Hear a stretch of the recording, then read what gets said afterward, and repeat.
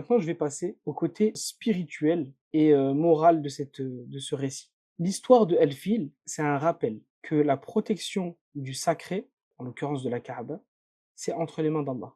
Alors, le sacré, ça peut être la Kaaba, mais ça peut être aussi votre propre vie. Ça peut être vos biens, ça peut être vos proches. Tout ce qui est censé ne pas être touché et ne pas être spolié, volé. Il y a aussi spirituellement l'opposition entre géant et frêle, entre le fameux éléphant et l'oiseau frêle, fragile.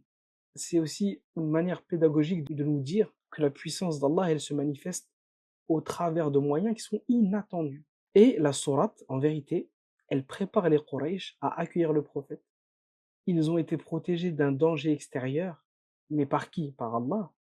Et aujourd'hui, ils sont dans le devoir de reconnaître la mission qui a été confiée au prophète. Ils doivent être reconnaissants envers Allah. Ils ne se sont pas protégés tout seuls, ils ne se sont pas faits tout seuls.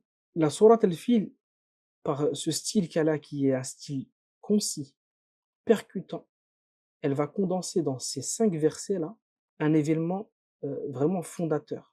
La balara dont je vous ai parlé, la rhétorique du texte, elle rend la scène vivante, elle rend la scène dramatique, elle la rend inoubliable. C'est marqué, ça marque les esprits. Et elle rappelle que la grandeur humaine, elle est illusoire.